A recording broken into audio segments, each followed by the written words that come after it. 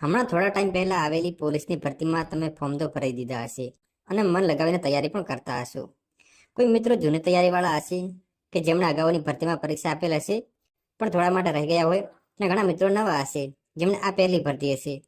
તો મિત્રો, આજના આ વિડીયોમાં આપણે એવી માહિતી વિશે વાત કરવાના છીએ જે જૂની તૈયારી કરતા મિત્રોને તો જાણ હશે, પણ નવી તૈયારી કરતા મિત્રો આ માહિતીથી અજાણ હશે કે જેમના માટે આ બધું નવું હશે. તો મિત્રો, આજના આ વિડીયોમાં આપણે પોલીસ ભરતીમાં ફોર્મ ભરવાથી લઈને ઓર્ડર મળે ત્યાં સુધી વચ્ચે શું શું પ્રોસેસ થતી હોય તેના વિશે વાત કરીશું. તો વિડીયોમાં છેક સુધી બન્યા રહેજો, જેથી તમને પૂરતી માહિતી મળી રહે અને તૈયારી કરતા તમારા મિત્રોને શેર કરવાનું ભૂલતા નહીં. તો ચાલો મિત્રો, વિડીયોની શરૂઆત કરીએ. તો મિત્રો, સૌથી પહેલું પગલું હોય છે ફોર્મ ભરવાનું, કે જે તમે બધા લોકો ભરી ચૂક્યા છો. ફોર્મ ભરી દીધા પછી ભરતી બોર્ડ દ્વારા થોડા દિવસો બાદ ફિઝિકલ પરીક્ષાની તારીખ જાહેર કરવામાં આવે છે અને ગુજરાતના અલગ અલગ પોલીસ હેડક્વાર્ટર ખાતે ફિઝિકલ પરીક્ષા માટે ગ્રાઉન્ડની તૈયારી કરે છે.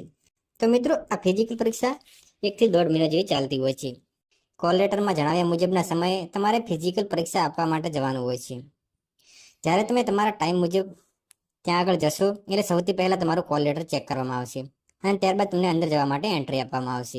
કમ્પાઉન્ડમાં એન્ટર થશો એટલે તમને ચેસ્ટ નંબર આપવામાં આવે છે, જેને તમારે છાતી પર બાંધવાના હોય છે. ત્યારબાદ બંને પગ પર રનિંગનું ટાઈમિંગ માપવા માટે ચીપ લગાવવામાં આવશે અને ત્યાર પછી ફિંગરપ્રિન્ટ અને ફોટો લઈને વેઇટિંગ એરિયામાં મોકલવામાં આવશે. વેઇટિંગ એરિયામાં મોકલ્યા પછી થોડા સમય પછી તમારે રનિંગ ચાલુ થાય છે. રનિંગમાં મિત્રો દરેક ગ્રાઉન્ડ સરખા નથી હોતા. કોઈ ગ્રાઉન્ડમાં 12 ચક્કર હોય છે તો કોઈ ગ્રાઉન્ડમાં 13 ચક્કર લગાવવાના હોય છે. રનિંગ પૂર્ણ થયા બાદ જે ઉમેદવારો પાસ થયા હોય એમને આગળની પ્રોસેસ માટે મોકલવામાં આવે છે અને જે મિત્રો ફેલ થયા હોય તેમને બહાર મોકલવામાં આવતા હોય છે. ત્યારબાદ જે મિત્રો પાસ થયા હોય તેમને ચેસ્ટ અને ઊંચાઈ ચેક કરવામાં આવતી હોય છે અને આ બધામાં પાસ થાય એ મિત્રોને પાસ થયાનો સિક્કો મારી અને સહી કરીને છૂટા કરવામાં આવતા હોય છે.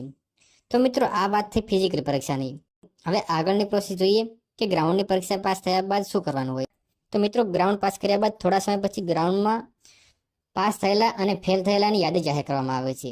જેમાં તમને કોઈ પ્રોબ્લેમ લાગતો હોય તો તમે ભરતી બોર્ડનો સંપર્ક કરી શકો છો. આગળ મિત્રો, ફિઝિકલ પરીક્ષામાં પાસ થયેલા ઉમેદવારોને લેખિત પરીક્ષાનું આયોજન કરવામાં આવે છે. આગળની પરીક્ષા કરતાં આ વખતની પરીક્ષામાં આખી પેપર સ્ટાઇલ બદલી દેવામાં આવી છે. જ્યારે પહેલાની પરીક્ષામાં 100 ગુણનું એક જ પેપર આવતું, જેમાં 2 કલાકનો સમય આપવામાં આવતો હતો. તેની જગ્યાએ નવી પેપર સ્ટાઇલ મુજબ 2 પેપર આપવાના થશે, જેમાં પેપર 1 80 ગુણનું અને પેપર 2 120 ગુણનું, અને 2 કલાકની જગ્યાએ 3 કલાકનો સમય આપવામાં આવ્યો છે. તો મિત્રો, લેખિત પરીક્ષા પૂર્ણ થયા બાદ તેની આન્સર કી જાહેર કરવામાં આવશે અને એમાં કોઈને ક્વેરી હોય તો ભરતી બોર્ડનો સંપર્ક કરી શકે છે. ત્યારબાદ આ બધું પૂર્ણ થયા પછી બધાના ગુણ જાહેર કરવામાં આવશે અને ત્યાર પછી ડોક્યુમેન્ટ વેરિફિકેશન માટેનું લિસ્ટ જાહેર કરવામાં આવતું હોય છે. ડોક્યુમેન્ટ વેરિફિકેશનમાં કોલ લેટરમાં જણાવ્યા મુજબ ડોક્યુમેન્ટ વેરિફિકેશન માટે જવાનું હોય છે.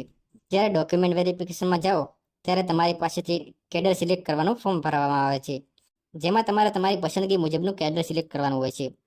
માનો કે કોઈને બિન હથિયારી જોઈતું હોય તો સૌથી પહેલાં બિન હથિયારી, ત્યારબાદ હથિયારી, ત્યારબાદ SRP જોઈતું હોય SRP, અને જેલ સિપાહી જોઈતું હોય તો જેલ સિપાહી સિલેક્ટ કરવાનું હોય છે.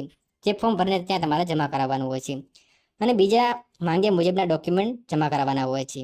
જો કોઈ મિત્રોને ડોક્યુમેન્ટમાં ભૂલ હોય તો તેમને થોડો સમય આપવામાં આવતો હોય છે અને તે સમય મર્યાદામાં જઈને ડોક્યુમેન્ટ જમા કરાવવાના હોય છે. ડોક્યુમેન્ટ વેરિફિકેશન થઈ ગયા બાદ થોડા સમય પછી તમારા સિલેક્ટ કરેલા કેડર મુજબ મેરિટ યાદી જાહેર કરવામાં આવતી હોય છે, જેમાં તમારું સિલેક્શન કઈ કેડરમાં થયું છે તે જોઈ શકાય છે.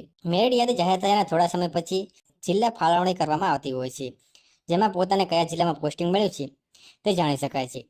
જિલ્લા ફાળવણી થયા બાદ જે જિલ્લામાં પોસ્ટિંગ થયું હોય તે જિલ્લામાંથી તમને બોલાવવામાં આવશે અને ત્યાં આગળ તમારા બધા ડોક્યુમેન્ટની ટ્રુ કોપી જમા કરાવવાની હોય છે. ડોક્યુમેન્ટની ટ્રુ કોપી જમા કરાવો ત્યારબાદ તમારે ત્યાં બોન્ડ કરવાના હોય છે અને મેડિકલ માટેની તારીખ આપવામાં આવતી હોય છે.